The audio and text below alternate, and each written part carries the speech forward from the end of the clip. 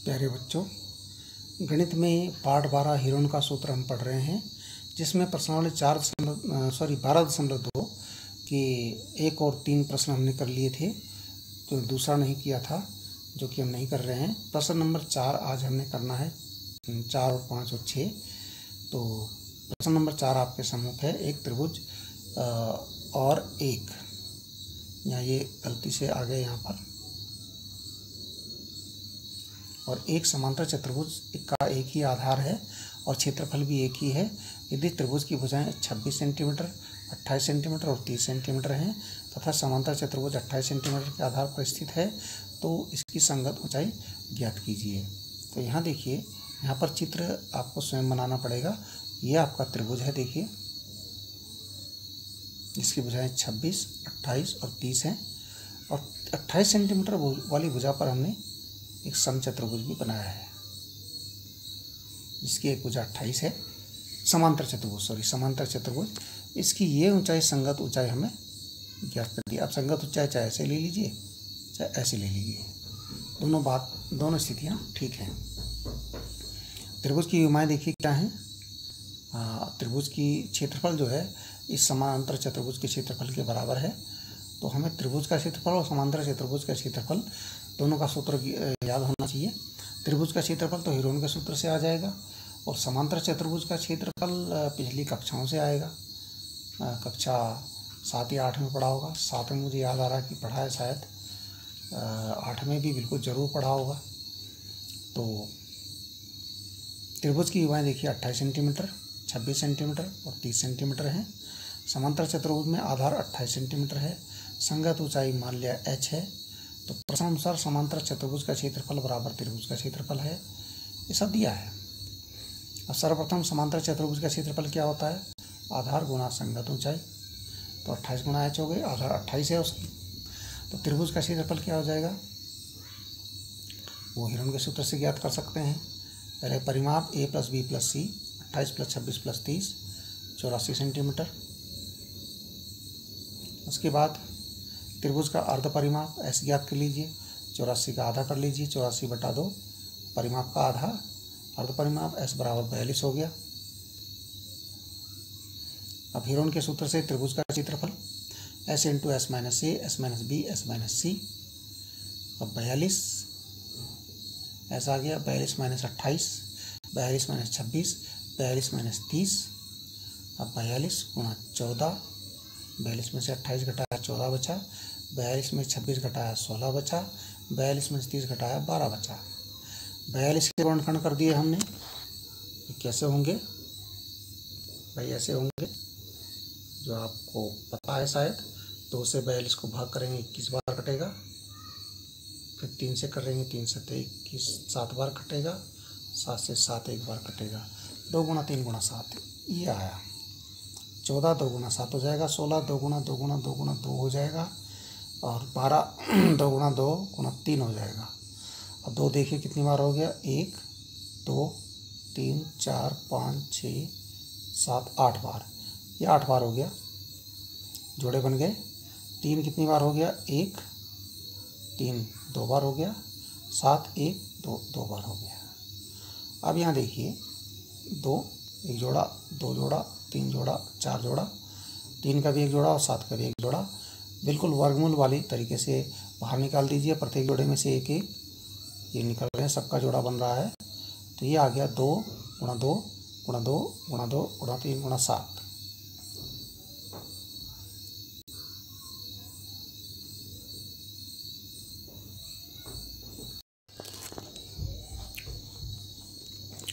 यहाँ 2 × 2 × 2 हो गया 16 का, 12 का हो गया 2 × 2 × 3।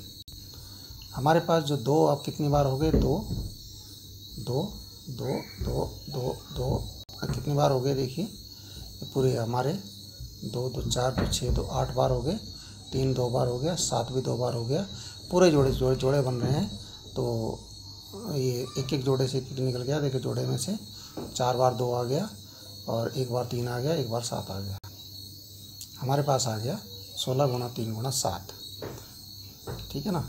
2 दूना 4, 2 8, 2 16, और 16 पे 48, 48 अब 7 से गुना करिए, 7 8 56, 7 चौक 28, 336 वर्ग सेंटीमीटर। ये हमारा आ गया त्रिभुज का क्षेत्रफल। समांतर चतुर्भुज का क्षेत्रफल त्रिभुज के क्षेत्रफल के बराबर है, पहली बात हो चुकी है।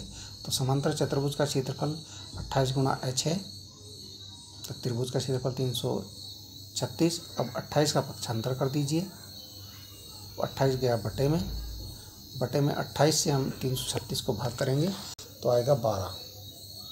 भाग करके देख लीजिए,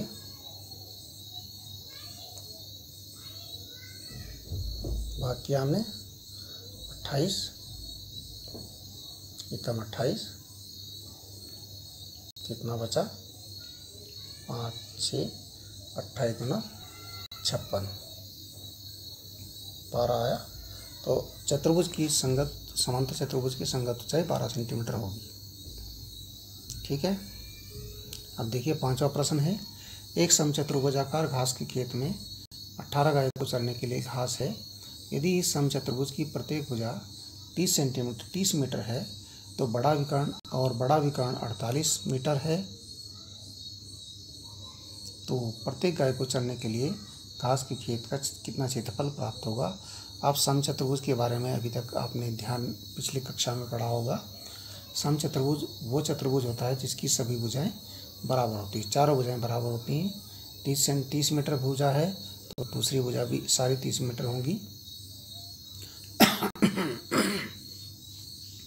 बड़ा विकर्ण यानी कि बड़ा विकर्ण आपका 48 है, यदि बड़ा विकर्ण ये होगा, ये 48 मीटर है। तो समचतुर्भुज दो सर्वांग सम त्रिभुजों से बना है। देखिए यहाँ पर ये 30 है, 48 है, 30 है, 48 है, बिल्कुल ये इसके सर्वांग सम है। तो अब एक त्रिभुज का समचतुर्भुज का खेत का क्षेत्रफल क्या हो जाएगा, दोनों सर्वांग सम त्रिभुजों के क्षेत्रफलों का योग, या हम कह सकते हैं समचतुर्भुजाकार खेत का क्षेत्रफल बराबर 2 गुना एक त्रिभुज का क्षेत्रफल। अब त्रिभुज का क्षेत्रफल निकाल लीजिए हीरोन के सूत्र से। विमाएँ आ गई आपकी a बराबर 30, b बराबर 30, c बराबर 48। परिमाप a plus b plus c जोड़ लीजिए, आपने जोड़ दिया, जोड़ के आ गया 108। अर्थ परिमाप s बराबर 108 का आधा हो गया 54। ठीक है। अब हीरोन के सूत्र से हीरोन का सूत्र फिट कर दीजिए क्षेत्रफल निकालने के लिए। तो आ गया s into S minus A, S minus B, S minus C. S आपका 54 आ गया, S minus A 54 minus 30, S minus B 54 minus 30, S minus C 54 minus 48। तो ये 54 का 54 माइनस 30 24 हो गया, 54 माइनस 30 24, 54 माइनस 48 हो गया आपका 6। घटा के लिख दीजिए। अब देखिए यहाँ पर 24 के आपके जो है जोड़ा बन रहा है, तो 24 बाहर हो गया। अब बचा 54 गुणा 6। अब देखिए 54 होता है 6 नमा 54, तो 6 का भी जोड़ा बन गया। देखिए 24 गुणा 6 बार हो गया। अब बारी आई 9 की, 9 होता है 3 गुणा 3, इसका भी जोड़ा बन गया। तो 24 गुणा 6 गुणा 3 आपका ये आपका त्रिभुज का क्षेत्रफल आ गया। गुणा कर लीजिए त्रिभुज का क्षेत्रफल, 24 गुणा 18 हो गया। आप 6 के 18, ये आ गया 432 वर्ग मीटर। गुणा करके अब समचतुर्भुज घास के मैदान का क्षेत्रफल, घास के मैदान का लिख दिया यहाँ पर, खेत का लिखना था हमने। यहाँ पर एक खेत का होगा, क्या होगा खेत, यहाँ ध्यान रहे, हमने यहाँ मैदान लिख दिया तो आप ध्यान रखेंगे यहाँ खेत आएगा। खेत का क्षेत्रफल यह है 2 गुना त्रिभुज का क्षेत्रफल, 2 गुणा 432, 2 त्रिभुज है ना उसमें, तो 864 वर्ग मीटर। तो 18 गायों के लिए घास के खेत का क्षेत्रफल 864 वर्ग मीटर है। तो प्रत्येक गाय के लिए क्या होगा, 18 से 864 में भाग करेंगे, एक गाय के लिए 48 वर्ग मीटर आएगा। यानी प्रत्येक गाय के चरने के लिए 48 वर्ग मीटर क्षेत्रफल घास उपलब्ध होगा। अब हो रहा है इसमें, 2 विभिन्न रंगों के कपड़ों के 10 त्रिभुजाकार टुकड़ों को सीकर यानी सिलते हैं ना दर्जी लोग, ऐसे एक छाता बनाया गया है। ये देख लीजिए, प्रत्येक टुकड़े की माप 20 सेंटीमीटर, 50 सेंटीमीटर और 50 सेंटीमीटर त्रिभुज के आकार की है। छाते में प्रत्येक रंग का कितना कपड़ा लगा है। देखिए 10 पट्टियाँ लगाई गई हैं, तो 5-5 रंगों की एक एक रंग की 5 होंगी। ये 3 दिखाई दे रही हैं, देखिए 1 2 3 और 2 एक रंग की दिखाई दे रही है। पीछे जब पलटेंगे इसे तो 3 इस रंग की होगी और 2 इस रंग की होगी। ठीक है। दिया है छाता 10 त्रिभुजाकार टुकड़ों से मिलकर बना है। 2 रंगों का छाता है। एक त्रिभुजाकार टुकड़े की माप है 20 सेंटीमीटर, 50-50 एक त्रिभुजाकार है। अब इसका क्षेत्रफल हम हीरोन के सूत्र से ज्ञात करेंगे। पहले परिमाप हमने ज्ञात किया। देखिए परिमाप आ गया आपका 120 सेंटीमीटर। अर्ध परिमाप इसका आधा कर लिया। त्रिभुजाकार टुकड़े का क्षेत्रफल हीरोन के सूत्र से S × S - A S - B S - C। ये देख लीजिए S हमारा 60 है और S - A 60 - 20, S - B 60 - 50, S - C 60 - 50। घटा लीजिए 60 40 आया, 50 घटाया 10 आया, 50 घटाया 10 आया। अब देखिए 60 को 10 × 6 लिख सकते हैं, 40 को 10 × 4 लिख सकते हैं और 10 तो ये हो गए। कितने 10 हो गए? 1 2 3 4 10 हो गए। तो इनका जोड़ा बन गया वर्गमूल निकालने के तरीके से। ये 10 निकल गया, ये 10 ये निकल गया। अब बचा 6 और 4।